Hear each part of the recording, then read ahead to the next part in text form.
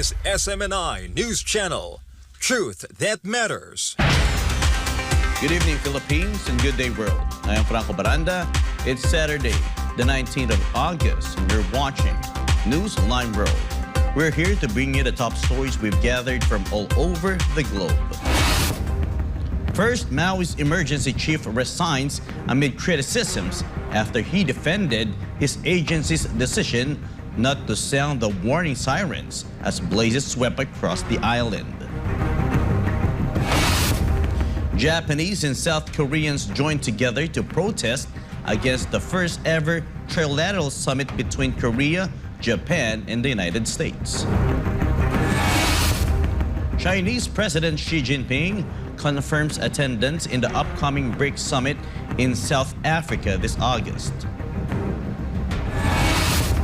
Despite hopes of participating in the G20 summit, India said that Ukraine is not invited in the high-profile event.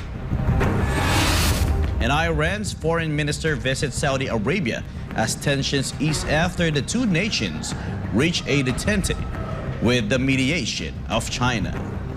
These and more for tonight's edition of Newsline World. No casualties reported. Ukrainian drone intercepted in Moscow's business district.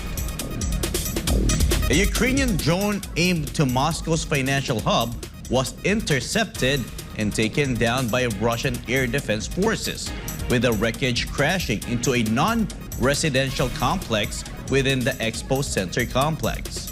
The incident occurred at around 4 a.m. local time, prompting a temporary suspension of flights to and from Vnukovo Airport as a precaution. No casualties were reported, and emergency services were dispatched to the scene to assess the situation. Meanwhile, Moscow Mayor Sergei Sobyanin said the wreckage of the UAV fell in the area of the Expo Center and did not cause significant damage to the building. Russian officials have labeled these drone strikes as acts of desperation stemming from Ukraine's failure to breach Russian lines during its ongoing counteroffensive. The tensions between the two countries remain high, with international concerns and diplomatic efforts to ease the situation. A senior NATO official retracted his comments regarding Ukraine's territorial claims following a severe backlash he received from Kiev. Jean Domingo reports. Thank you very much. Stian Jensen, Chief of Staff to NATO Secretary General Jens Stoltenberg, issued an apology on Wednesday for his recent suggestion of a land for peace arrangement concerning Ukraine's territorial claims. The proposal, which drew strong condemnations from Kyiv, involved Ukraine ceding territory in exchange for NATO membership. Jensen made the statement during a forum in Arendal, Norway, emphasizing its context within broader discussions about potential future scenarios in Ukraine. Acknowledging the negative response, Jensen told Verdun's gang that his comment had been a mistake and should not have been phrased as it was. Despite the controversy, he praised Ukraine's resolute efforts against Russia during the forum and expressed interest in the extent to which Ukraine could regain lost territory. Jensen also noted that decisions regarding negotiations with Moscow would be determined by the Ukrainian people. VG's coverage of Jensen's remark elicited a strong backlash from Ukrainian officials. Mikhail Podolyak, an advisor to President Vladimir Zelensky, criticized the proposal on social media, labeling it ridiculous. He argued that accepting such a deal would equate to surrendering democratic values and bolstering the Russian regime. Alexei Danilov, head of the Ukrainian National Security and Defense Council, declared that negotiations with Russian President Vladimir Putin were off the table, advocating for Russia's dismantlement, akin to Carthage. Against the backdrop of these developments, Ukrainian forces launched a major counteroffensive in early June, aiming to cut off Crimea by reaching the Sea of Azov. But these efforts have not yielded success so far, resulting in substantial losses. The Russian Defense Ministry reported 43,000 casualties and the destruction of nearly 5,000 pieces of heavy equipment, including tanks and combat vehicles supplied by Western backers. Despite providing military support, these backers maintain their stance of non-involvement in the conflict. Reporting for Newsline World, this has been Jean Domingo, SMNI News. The president of Belarus said he will instantly respond if Ukraine, Poland, or the Baltic countries act aggressively against his country. He also said that the main objective of Russia in Ukraine had already been achieved. But what exactly is the main goal that he is pertaining to? Carlo de la Peña tells us more. Alexander Lukashenko, the president of Belarus, said that there can only be one threat against his country, and that is the aggression that could begin on the part of Ukraine, Poland, Lithuania, and Latvia. And should it happen, Belarus will respond instantly with everything they have. Lukashenko made the grim warning in an interview with Ukrainian journalist Diana Panchenko. The Belarusian president said, end quote, "We are not competing with them. Yet we will deliver an overwhelming strike on them, and they will end up with an overwhelming loss and damage." End of quote. He said that despite Kiev being surrounded by Russian troops at one point during the conflict, Russia still did not storm in the Ukrainian capital. Lukashenko revealed that he told Putin that Kiev needs to be taken in order for the war to end. But Putin said that it can be done immediately. However, many people in Kiev will die. Meanwhile, asked whether Putin had ever revealed the conditions under which Russia would consider that the operation had achieved its goals, Lukashenko said while they never discussed such topic, he can still tell his position on the matter. He then said that Russia ensured that Ukraine will never be a threat again, as Moscow has already achieved the main objective of its special military operation. He said that unlike before, Ukraine will no longer be so aggressive towards Russia after the war, and that Ukraine will be different, as people in power will be more cautious towards Russia. It can be remembered that in June, Lukashenko reiterated that the conflict did not start in February 2022, nor in 2014, but instead the conflict started during the 2004 Orange Revolution in Ukraine, and that everything that happened afterwards led to the present-day conflict. Lukashenko said that the only mistake they made was that they failed to resolve the problem in 2014 to 2015, around the time that Ukraine neither had an army nor a resolve. It can be noted that the two Minsk agreements between Russia and Ukraine brokered by Germany and France in Belarus had failed. Meanwhile, the ex-leaders of France and Germany, François Hollande and Angela Merkel themselves, admitted last fall that the so-called roadmap for peace was just a ploy to buy Ukraine more time to build up its armed forces. Even Ukraine's former president, Petro Poroshenko, revealed in a June interview with Italian newspaper Corriere della, boasted his role in rebuilding Ukraine's military under the cover of the Minsk agreements, and it was done by him inviting NATO instructors and buying weapons and vehicles while he was in power. Reporting, this has been Carlo de la Peña, SMNI News. Chinese President Xi Jinping will personally attend the upcoming BRICS summit in South Africa. Justin Nazario reports. Chinese President Xi Jinping will participate in the BRICS Leaders Summit and visit South Africa from August 21 to 24, as confirmed by China's Foreign Ministry.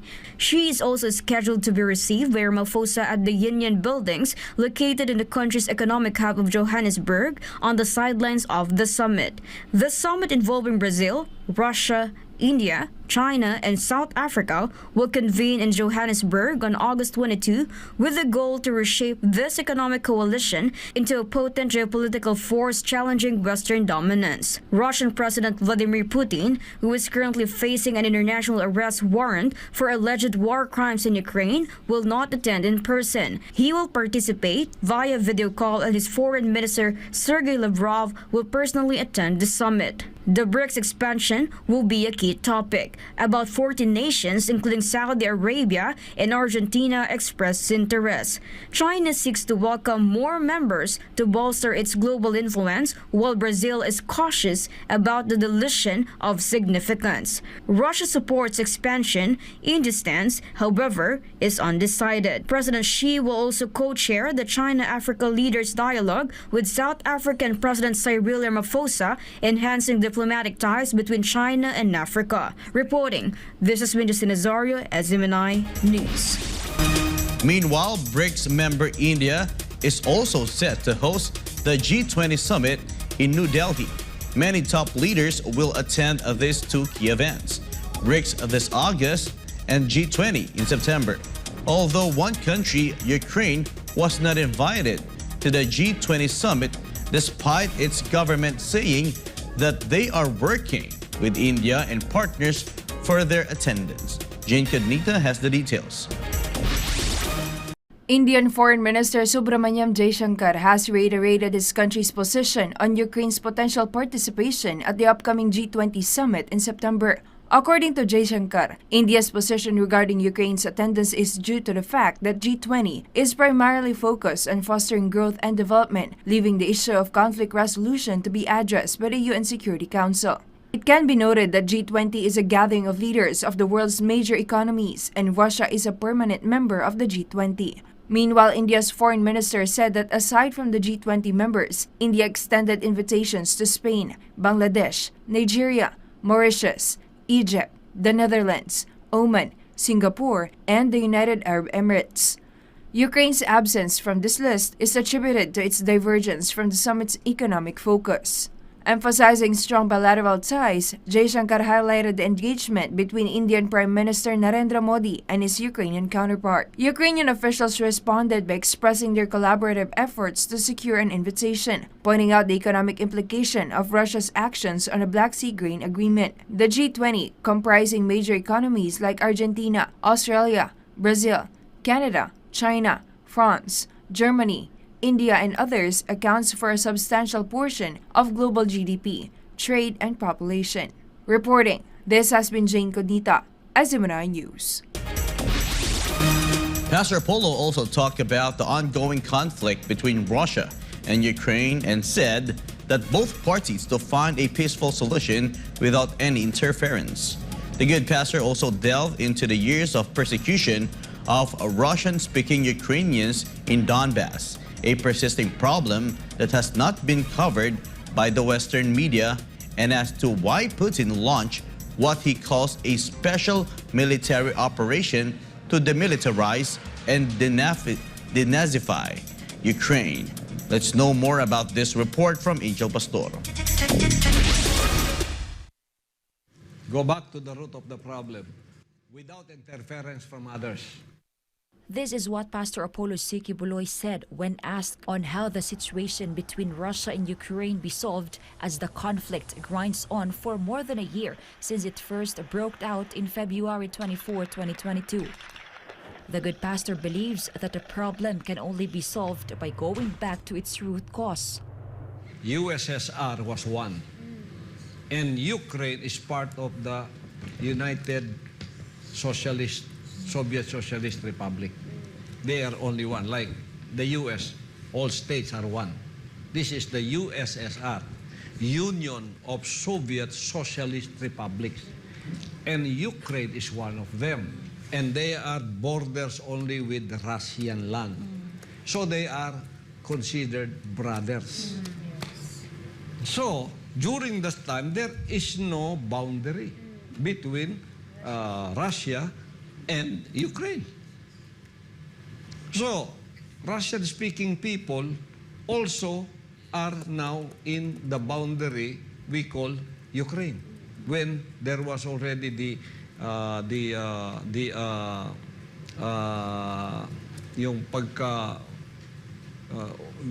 dismantling of the USSR, they all became states by themselves. They all became nations by themselves. That's why there's already a demarcation between Russian land and Ukraine land. But during the USSR period, there are only one. The good pastor also delved into the years of persecution of Russian-speaking Ukrainians in Donbas, a persisting problem that has not been covered by the Western media. So there are Russian-speaking people now who are in the Ukrainian territories. We call Donbas region, which is Luhansk, Donetsk, and other like Zaporizhia or others. They are the ones that are still speaking Russian. Because once upon a time, they were together. And so, now, nagkaroon ng conflict dyan because Ukraine wanted to really become identified by their own culture. Separating them from Russian culture. They went to the extreme of saying, we don't want to hear Russian-speaking people here. Don't speak Russian here. Culture of Russia here. No more, no more, no more, no more. Separate. How can you separate this? These are Russian-speaking people that are in the territory of Ukraine called Donbas. That's why they were persecuted before. And it was not reported in the Western media that these Donbas Russian-speaking people now in the territory of Ukraine have been persecuted. They were bombed by the Zelensky government. 14,000 na yung namatay dyan. After years of persecution and shelling faced by Russian-speaking Ukrainians in Donbas, Pastor said that the calls for help has long been endured by the Russian Federation under the leadership of President Vladimir Putin. E nagrereklamo sila ngayon doon kay Putin. Tulungan mo naman kami kasi mga Russian kami. Oh, magkatabi lang tayo. 14 years tiniis ni Putin yan. O 8 years ba yun? Tiniis niya. Hanggang sa gumawa sila ng tinatawag na agreement. O, si Zelensky initialed it. Yung Minsk agreement. Na they still belong to Ukraine, pero parang autonomous sila. Pastor Apollo also delved into Ukraine's agonization over Russian culture and language within its social fabric. Based on the 2001 Ukrainian consensus, about a third of Ukrainians have named the Russian language as their mother tongue, and in more recent surveys, the majority of Ukrainians say they speak Russian. Autonomous, but they still belong there. Pero huwag niyo galawin ang kanilang lingwahe kasi Russian sila, pati yung kultura nila. Yun ang gustong erasin ng Zelensky ng Ukraine. Di doon nagkaroon ng conflict, nag-away na. Dito sila nagpapatulong kay Putin. Ganon din doon sa Crimea. Russian-speaking din ang mga tao doon. Ganon din ang ginagawa. Pine-persecute sila. Kung ayaw niyo dito, balik kayo sa Russia. Paano lang iwan lupa nila yun? The failure of the Minsk agreements caused by what Pastor Apollo described as meddlers were also among the key reasons as to why the Russia-Ukraine situation spiraled out of control and is now what Europe describes as the largest crisis since the World War II. The good pastor was referring to two Minsk agreements that were crafted in an effort to solve the ethnic conflict between Russians and Ukrainians in Ukraine. However, both agreements failed. Pero pumasok itong tagapaggulo. Ayaw niya. Ayaw niya. Kami susuporta sa iyo. Basta huwag yan. The good pastor said Ukraine has become a proxy war between Russia and the West and how the current leadership of Ukraine was pressured. Ginawang proxy war ngayon. Siya ginamit.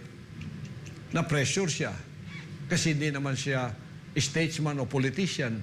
Comedian siya. Nadala. Nang nadala siya, ayun, pinagpatuloy.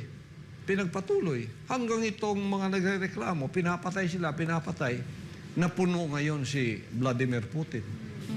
Ang ginawa niya, sabi niya, alisin natin sa isang military operations itong mga nanggugulong mga neo-Nazis. Alam niyo sa World War II, ang Russia at ang Germany, kaaway yan, pati na yung mga allies. Pero ang maraming namatay talaga para sa World War at ang nakapanalo talaga sa World War, hindi yung British o Amerika, ang Russia. 30 million people ang namatay sa Russia para salubungin lang si Hitler. Sila talaga yung pumasok ngayon nung nagapi si Hitler sa Germany. Kaya sila talaga yung nakagapi kay Hitler. Pero naging mabait pa rin sila, binigay pa rin nila sa allies yung division kung saan sila dapat. Ito yung British, ito yung American, ito yung Russian. Ganon ang nangyari.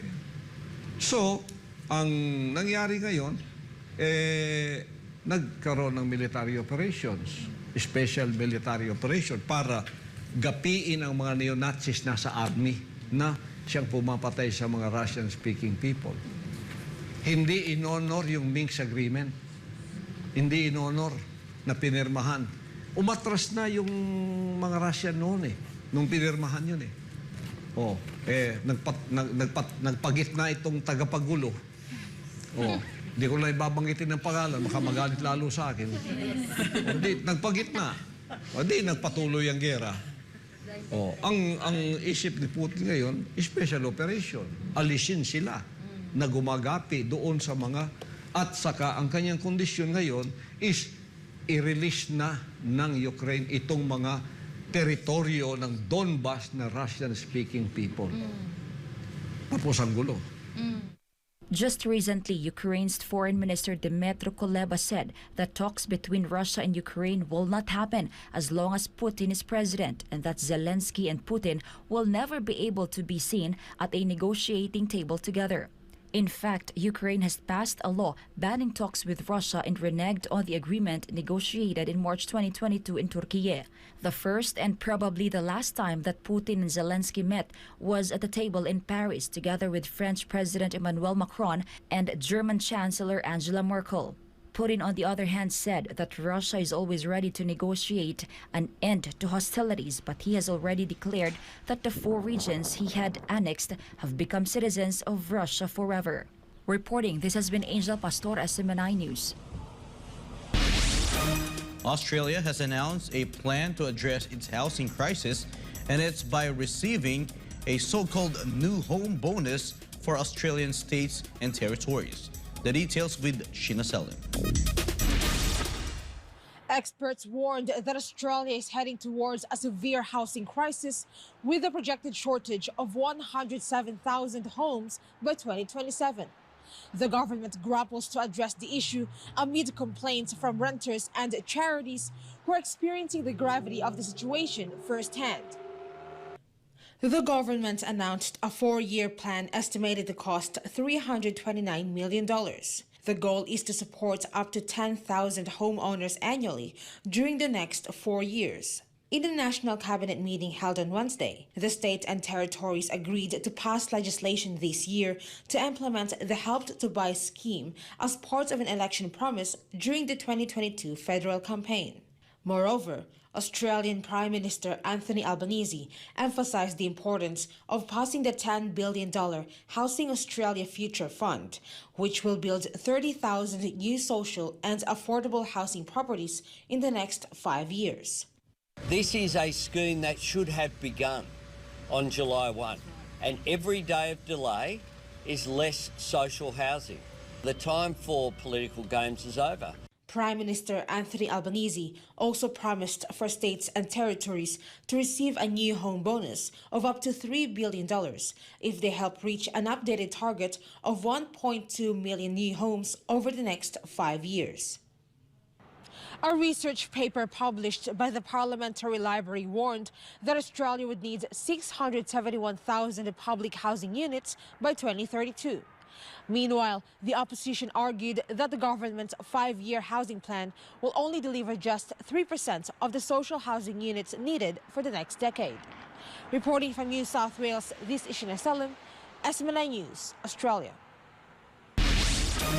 The United States is seeing an alarming surge of homelessness so far this year because of the increasing cost of living and the country's economic downturn. Sigrid Castañeda has the details.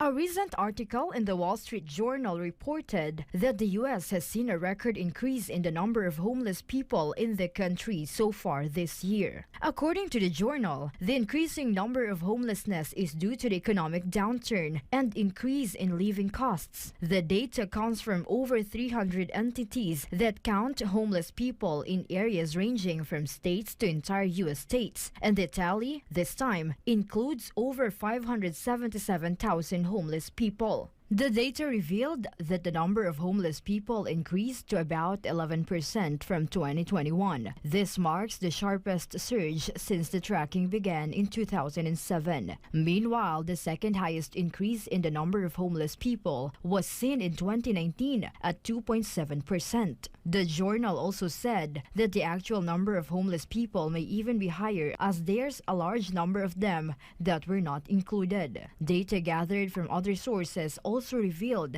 that about 30% of homeless people are based in California. While a local survey shows that many homeless, they are troubled by serious health issues and they hardly have access to medical services. The data also shows that 2/3 of the interviewees have chronic diseases. Meanwhile, half of them are poor in health conditions, while 12% of them experience frequent delusions. 1/3 of the respondents said they served jail time once, and 3/4 said they were victims of violence at one time. Meanwhile, up to 65% of the respondents have taken drugs, while 62% of them have excessive drinking problems. For God and my beloved Philippines, this has been Sigrid Castañeda, SMNI News.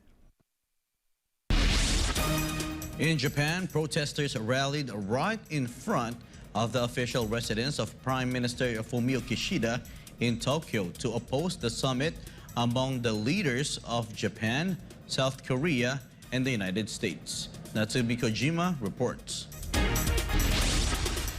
Both Japanese and Korean residents joined together to rally, hoping to send a message to the leaders of the three countries, the US, Japan, and South Korea, to stop raising tensions in East Asia. According to the release, the strengthening of tripartite military forces and joint military exercises is only a reminder of the increasing tension in the region, and that this type of meetings will only benefit the United States.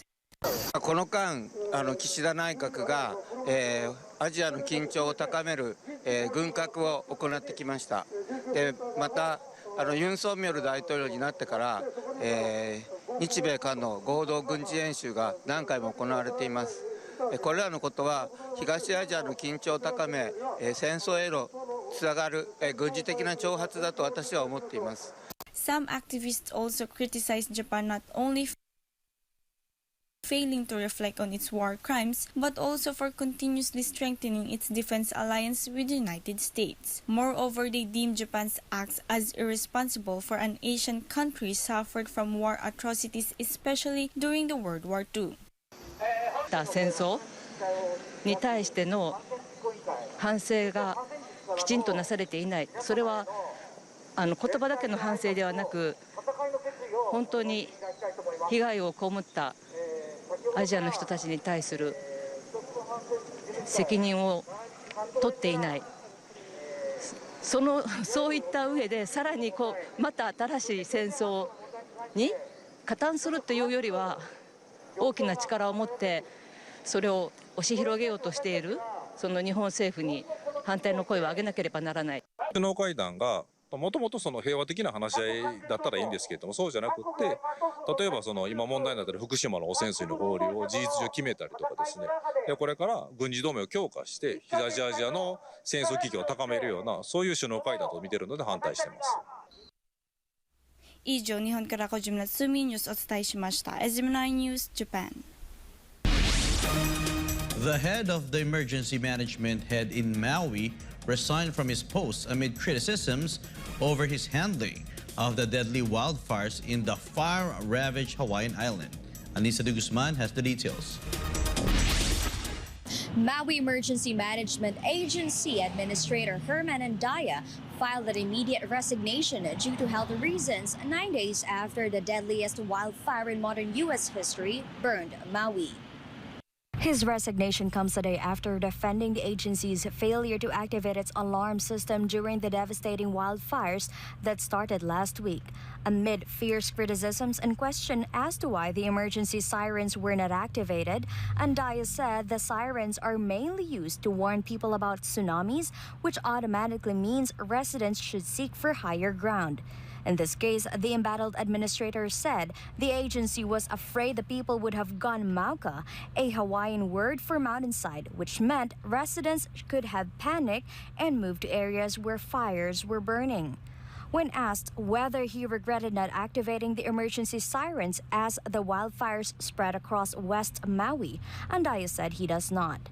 Maui Mayor Richard Bizan said they will find a replacement as soon as possible due to the gravity of the crisis. Hawaii owns the largest system of outer alert sirens in the world, which was created after a 1946 tsunami that killed more than 150 people. Its website says they may be used to alert for fires. Hawaii's official government website, however, said the sirens may be used to alert for fires. President Joe Biden vowed to visit Maui next week after receiving massive backlash over controversial no-comment response regarding the rising death toll on the Hawaiian island. A White House correspondent asked the question a few hours after he spent relaxing at a popular beach resort destination in Delaware. Di siya na ni Sadi Guzman, Drangan Chakontep Mahanakon, SMNI News, Patetay, Sawadika. Thai lawmakers will meet again next week to vote for a new prime minister to end months of political deadlock that crippled attempts in electing the country's future leader. Chatmongkom Pisamay-Goson reports. On Tuesday, the 22nd of August, Thailand's parliament will attempt once more to elect Thailand's 30th prime minister.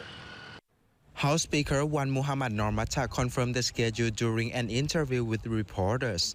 Move Forward Party leader Pitalim Jalanrat, who topped the May general election, faced rejection in his bid to become prime minister by conservative and military-backed lawmakers multiple times. Meanwhile, Thailand's Constitutional Court dismissed a petition to renominate Pita on Wednesday, the latest blow to the Western-educated prime ministerial hopeful who vowed to make changes in the decades-old lèse majesté law as part of his campaign promise. Pheu Thai Party, which won the second highest number of votes during the May election, is now leading a multi-party coalition government without its former allied Move Forward Party or MFP. The coalition led by Pheu Thai now involves 9 political parties, with real estate tycoon Setha Thavisin as its candidate for prime minister. A candidate must receive approval and secure majority from both houses of parliament to become a prime minister. In the latest development, the United Thai Nation or UTN, the party of outgoing Prime Minister General Prayut Chan-o-cha, promised to support Pheu Thai's candidate for prime minister. With the inclusion of UTN as its 10th member, the coalition now boasts 274 houses, which is more than half of the total seats required in the lower house. รายงานจากราชบุรี นายชัดมงคล พิสมัย โกศล SMNI News ประเทศไทย สวัสดีครับ The German economy is treading water with its traditionally strong industries already seeing historic lows. CGTN's Peter Oliver reports. Still Europe's economic powerhouse, but the latest numbers don't lie, and they aren't looking good for the German economy. Industrial output was down 1.5% in June compared with the same period last year, and followed a 0.5% decline in May. At the same time, the hugely powerful and traditionally profitable German automobile industry spooked markets with a 3.8% contraction in June, after posting growth figures in the previous month. The German construction industry was worth just short of $500 billion last year. It shrank by almost 3% in June.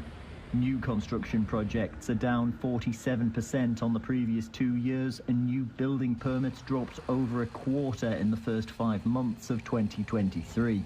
Economies are an ecosystem. What happens in one area impacts others. For civil engineer Philip Hoffman, a double whammy of factors has set in motion a potential tsunami for his groundworks company.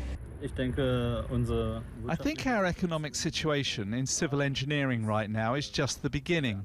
We have a 30% decline in this year alone. I think we're going to bottom out in the next 4 to 5 years. By then, we will have had a drop of 90%. Why? On the one hand, the corona pandemic unsettled people, and now that that's over, we have rising interest rates. It's almost impossible for the average small builder to build with high interest rates, because at 4 to 5%, a mortgage is just unaffordable. The Free Democrats, who run the finance ministry as part of the three-way ruling coalition, acknowledge the country is in an economic slump, but say that references to Germany as the sick man of Europe are unfounded. Finance Minister Christian Lindner has 50 new tax policies that he hopes will jumpstart things. However, those at the fiscal sharp end aren't sure that this is the elixir of life for the German economy. I don't see any help here, neither now nor 3 years ago, when they should have helped. Even if you change something now or help in any way, this help will come almost too late, because it takes 2 to 3 years at the earliest to take effect. By that time, we will have hit a whole new bottom. We don't feel like we'll survive until then at all. The German central bank, the Bundesbank, predicts a 0.3% total contraction in the economy over 2023. There's some good news in the pharmaceutical sector, where German companies posted 7.9% growth in June, but even that came off the back of a 13.9% drop in May. While traditionally strong industries like automobiles and construction are under the weather, pharma may be required to provide the ailing economy with a shot in the arm. Peter Oliver, CGTN, Berlin. Saudi Arabia and the United Arab Emirates purchased thousands of graphics processing units, or GPUs, amid global shortage of semiconductors critical for building artificial intelligence software. Melchizedek Cadiz reports. Assalamu alaikum. Two powerful economies in the Gulf region join tech titans around the globe in scrambling to buy high-performance NVIDIA chips with the aim to become global leaders in the field of AI. NVIDIA is a technology company based in Santa Clara, California, and is dominant supplier of artificial intelligence hardware and software. The tech giant boasts of big-time clients such as billionaire entrepreneur Elon Musk, Chinese technology groups including Tencent and Alibaba, as well as U.S. companies like OpenAI and Google. Saudi Arabia's public research institution, King Abdullah University of Science and Technology, purchased at least 3,000 of NVIDIA's H100 chips worth $40,000 each and will receive them by the end of 2023. The company described the processor as the world's first computer chip designed for generative AI. Many Chinese nationals who graduated from universities under the U.S. Entity List have chosen to work at the Saudi university because they have been prevented from studying and working in America.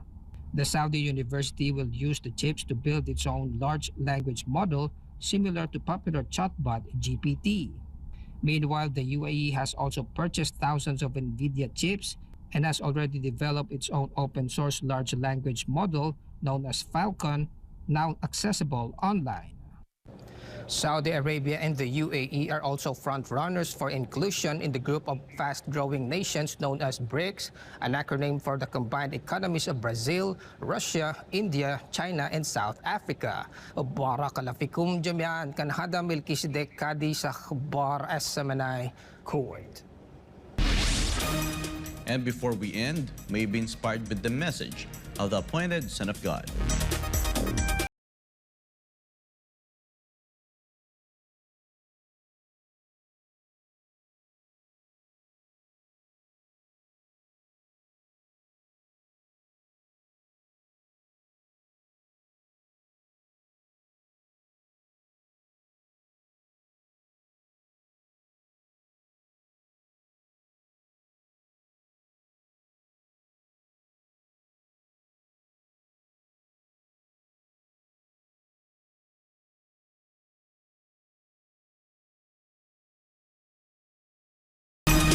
And that's all for today's edition of Newsline World. For more news update, you may visit SMNInewschannel.com or follow us on our official social media accounts on Rumble, Facebook, and Twitter. For God, for my beloved country, the Philippines, I am Franco Baranda. Thank you for watching Newsline World.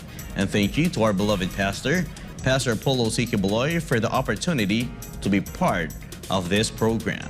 May you continue to listen on SMNI as it delivers nothing but fair, truthful, and balanced news, because SMNI is their source of credible news.